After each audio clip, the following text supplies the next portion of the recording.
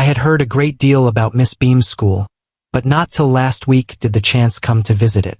When I arrived, there was no one in sight but a girl of about 12. Her eyes were covered with a bandage, and she was being led carefully between the flower beds by a little boy, who was about 4 years younger. She stopped, and it looked like she asked him who had come. He seemed to be describing me to her. Then they passed on. Miss Beam was all that I had expected. Middle-aged, full of authority, yet kindly and understanding. Her hair was beginning to turn gray, and she had the kind of plump figure that is likely to be comforting to a homesick child. I asked her some questions about her teaching methods, which I had heard were simple. No more than is needed to help them to learn how to do things: simple spelling, adding, subtracting, multiplying and writing. The rest is done by reading to them and by interesting talks, during which they have to sit still and keep their hands quiet. There are practically no other lessons. The real aim of this school is not so much to teach thought as to teach thoughtfulness, kindness to others, and being responsible citizens. Look out of the window a minute, will you? I went to the window, which overlooked a large garden and a playground at the back. What do you see? Miss Beam asked.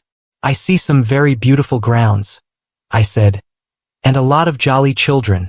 It pains me, though, to see that they are not all so healthy and active-looking. When I came in, I saw one poor little girl being led about. She has some trouble with her eyes. Now I can see 2 more with the same difficulty. And there's a girl with a crutch watching the others at play. She seems to be a hopeless cripple. Miss Beam laughed. Oh, no, she said. She's not really lame. This is only her lame day. The others are not blind either. It is only their blind day. I must have looked very surprised, for she laughed again. This is a very important part of our system. To make our children appreciate and understand misfortune, we make them share in misfortune too. Each term, every child has 1 blind day, 1 lame day, 1 deaf day, 1 injured day and 1 dumb day. During the blind day their eyes are bandaged absolutely and they are on their honor not to peep. The bandage is put on overnight so they wake blind. This means that they need help with everything. Other children are given the duty of helping them and leading them about. They all learn so much this way, both the blind and the helpers. There is no misery about it, Miss Beam continued. Everyone is very kind, and it is really something of a game. Before the day is over, though, even the most thoughtless child realizes what misfortune is.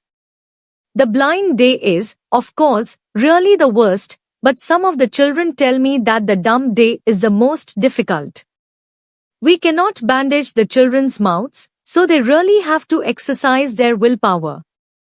Come into the garden and see for yourself how the children feel about it. Miss Beam led me to one of the bandaged girls. Here's a gentleman come to talk to you, said Miss Beam and left us. Don't you ever peep? I asked the girl. Oh, no, she exclaimed. That would be cheating. But I had no idea it was so awful to be blind. You can't see a thing. You feel you are going to be hit by something every moment. It's such a relief just to sit down. Are your helpers kind to you? I asked. Fairly. But they are not as careful as I shall be when it is my turn.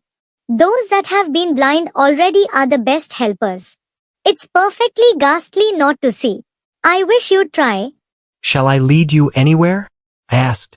Oh, yes, she said. Let's go for a little walk. Only you must tell me about things. I shall be so glad when today is over. The other bad days can't be half as bad as this. Having a leg tied up and hopping about on a crutch is almost fun, I guess. Having an arm tied up is a bit more troublesome, because you can't eat without help, and things like that. I don't think I'll mind being deaf for a day, at least not much. But being blind is so frightening. My head aches all the time just from worrying that I'll get hurt. Where are we now? In the playground, I said. We're walking towards the house. Miss Beam is walking up and down the garden with a tall girl. What is the girl wearing? My little friend asked. A blue cotton skirt and a pink blouse. I think it's Millie. She said. What color is her hair? Very light. I said. Yes, that's Millie. She's the head girl. There's an old man tying up roses. I said. Yes, that's Peter. He's the gardener. He's hundreds of years old. And here comes a girl with curly red hair. She's on crutches.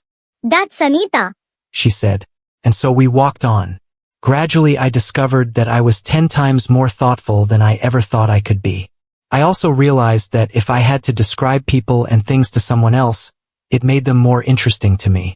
When I finally had to leave, I told Miss Beam that I was very sorry to go. Ah, she replied. Then there is something in my system after all.